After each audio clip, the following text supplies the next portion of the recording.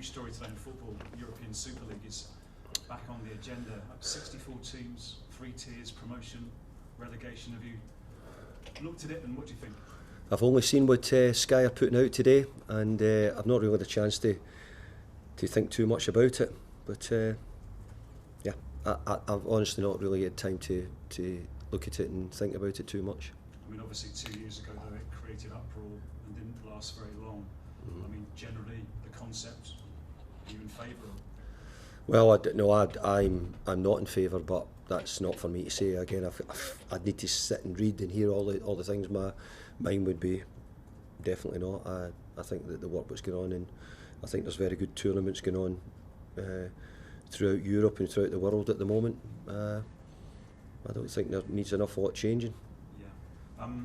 Going from Anfield Wednesday night to United Saturday lunchtime, how big an ask is that physically and also emotionally after what you gave last night? Yeah, mentally it's a big ask again from the players, but we'll be up for the game and ready to play and hopefully put in a good performance. A few of the guys have been unwell, Gerd, Cornet and Cresswell, are they still unwell okay for Saturday? Well, Cresswell had come back from, he was sick just before we went up and we took him with us. He improved a little bit. Agard, I've seen today, he's looking a bit better. I don't know if he's completely, and even last night with a couple of players after the game feeling a bit unwell, so they'll need to be monitored over the next couple of days.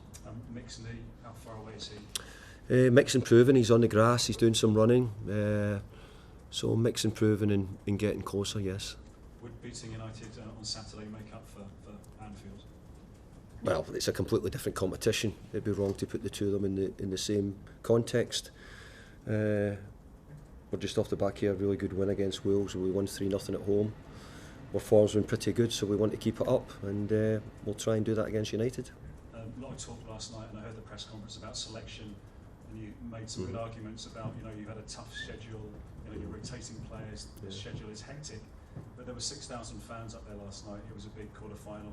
Some of them aren't happy today, so what would your message be to those Hammers fans? Well, I'm disappointed we couldn't win the game, but we've taken a lot of fans to Bakatopolo, to Olympiacos, to different places. We've not won all the games, but we've had to rotate in all those games as well, and we took supporters that distance as well. So we'll continue to try and make the right choices, and I think hopefully over the piece we've tried to do the right thing for the team for the game on Saturday. How much do you enjoy games against United, your former club, like the win in May? I think I've always enjoyed playing Manchester United. When it was Sir Alex teams, it was incredibly difficult to win any games. The games at Old Trafford were amazing, the crowds and the atmospheres. So I'm hoping that I can give them as good as a game as what we gave them last year, and hopefully if we can win, it would keep us in a really strong league position, and we'll keep trying to do that. What do you make of United at the moment under Ten Haag? Well, I don't want to really make too much comment about Manchester United, but I think the most important thing is that they give the manager time to get everything in place what he wants to do, and give him every opportunity to be successful. It's a great football club, got great players, great traditions, so many good things about it, and obviously the supporters there will be looking for something a little bit more, but hopefully they give the manager time to show that. He is under scrutiny though. Is it the impossible job managing United? No, not at all. Sir Alex done it, and I've got no doubt it'll be someone who'll bring Manchester United back to the levels. I hope for Erik's sake it's him, and I'm sure it won't be too long till they're back competing in all the major competitions and top of the league again. Just finally, David, your last game before Christmas, an unusual Christmas this year I think, because you're not in on Christmas Day, so tell us about your Christmas plans. No, I'm keeping my Christmas plans to myself. I don't need to tell you, no. The team, the squad, I mean. I don't need to tell you. Just saying, we'll work in. We'll do what we have to do. Thank you. Roger PLP. Hi there. Hi David. All right, happy Christmas, Merry Christmas. You talked. Jeremy was asking you about rotation and the amount of fixtures and so on. You've got the early kick-off on this one. A lot of times managers don't like that, but given the result from last night, is it in some ways a good thing that it's the first opportunity to put that behind you and no time to dwell on it, just focus on the next one? Working for Premier League promotions, that must be a positive spin you put on that half 12 kick-off time. You can't honestly say that after an 8 o'clock kick-off on Wednesday night and 12:30 today, but 12:30 on Saturday, I should say. So, but hey, that's it. We take it and we move on. But just from that psychological thing, in terms of, it was a serious question. No time to dwell on a... No, not at all. No, we won't. Hey, we're in a good position in the league. What would be the most important things for us would be to do well in the league and to do really well in Europe. They would be the most important cup competitions, and we'll still treat it that way. We're in Europe. We've qualified top of the group again this year, so we'll move on to the next game and put the other one away now. Jeremy asked you to give your assessment of this United team. In terms of preparing for them, we've seen them get a good result against Chelsea, and then the next game they come out and they lose heavily at home against Bournemouth. They dig out a good result at Anfield. Do you know what sort of United you're preparing to come up against? Well, I know the history, I know the club, I know what they stand for, what they want. So I always expect them to give you a really tough game. But that's probably more a question for Erik Ten Haag than me. I can't speak about Manchester United.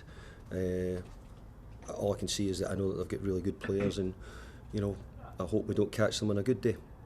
And again, in terms of preparing to play against them, I saw a couple of pundits talking about Højlund up front, and particularly from a striker's point of view, the way their wingers play, they like to cut in and so on. They're saying they wouldn't like to play that way. Is it easier to defend against a team that plays with those wingers, a left foot on the right side, and you know what's coming when they're going to do that? Is it easy to prepare? I don't know. Would they say the same about Man City's boys cutting in? Foden cutting in onto his left, or Mahrez in the past, or Doku coming in, or Grealish coming in? So I think it would be wrong just to talk about one club who do that. I think a lot of clubs play inverted wide players. It's probably been a bit in fashion over the last 10 years or so, maybe more. There might be a change coming, and maybe people naturally on the left playing on the left or the right. I think it'd be wrong just to mention Manchester United in that, because I think there's some teams who play brilliant football and score plenty of goals with opposite-footed wide players playing the opposite side. Is it something defenders would probably prefer? I think that the quality of the defenders, the quicker full-backs that there is developing now, makes it harder to go on the outside at times. It's much easier to come inside. It's a bit easier to get a cross in that way. But I think there's probably a little bit of a change coming in there in that, maybe in football. People going in the outside much more. The boy at Brighton's very good, Minotoma. Yeah, very good at it. So there is certainly people who are very good at it. But I have to say that I think inverted wide players are still in fashion, and a lot of the big teams are still playing that way. Look at where you are in the league, where Manchester United are in the league. There's just a point in it. Would it be fair to say that at the moment you're sort of swimming in the same waters in terms of where you'd like to finish and where Manchester United's realistic prospects are? These are almost direct rivals for West Ham right now. Well, isn't that amazing that you're saying that West Ham could be direct rivals for Manchester United? It says a lot about where we are at the moment and what we're doing. I think we're fighting hard to stick with the top teams if we can. We know I think we could probably, if we won, I don't know if it gets us into top 6 or 7 at the weekend. We're just outside it at the moment. We want to try and keep that going. We want to keep pushing hard in our league. We want to try and get European football again for a 4th year in a row if possible. So yeah, Manchester United at home, we have to try and use our home form to get something out of the game. And Jeremy did ask you about your Christmas plans, but just in a broader sense, no game on a Boxing Day. You don't play again until Thursday against Arsenal. Has that changed your thinking over Christmas? It's a very different Christmas from what you're probably used to over the years. We'll decide that in the building. We don't need to tell everybody our plans, so we'll keep it to ourselves. Well, giving the players a gentle reminder that it might be a slightly different Christmas, but... Well, I'm not giving them any reminder. I'm certainly not going to do it on a television programme. If I was going to remind them, I would do it privately. Thanks, Dave. Would you say the busy schedule is maybe hit harder than expected, perhaps in terms of the impact and energy? Yep, absolutely, I do.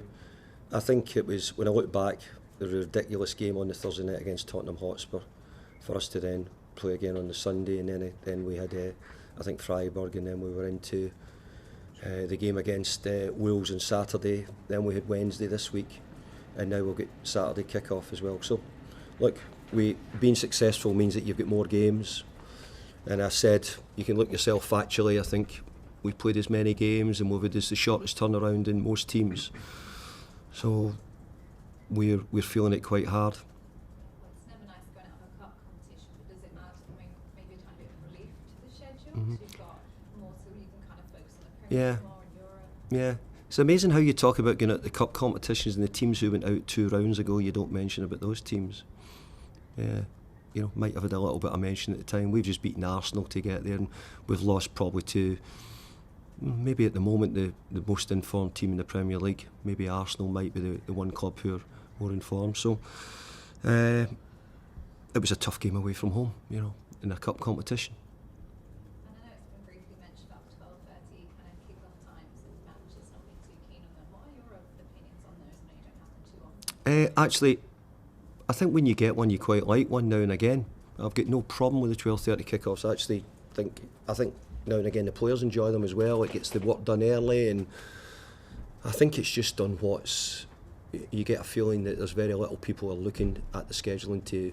I don't think MD's looking for help. I think they're just looking for it to be done in a fashion, and I just hope that the companies who are doing it are not letting the TV companies dictate all the time of who should be playing when and where. And finally, from me, of course, Manchester United Saturday hasn't been the easiest period for Ten Hag. Do you feel like sometimes managers take an unfair amount of blame when teams go on a bit of a bad run? It's always been the way, isn't it? I think they do. I think managers that will take the responsibility. Manchester United have had lots and lots of really good managers, so I think Erik's doing a job which hopefully the best he can do, and he'll be given the time to do so. But yeah, managers do quite often take I know.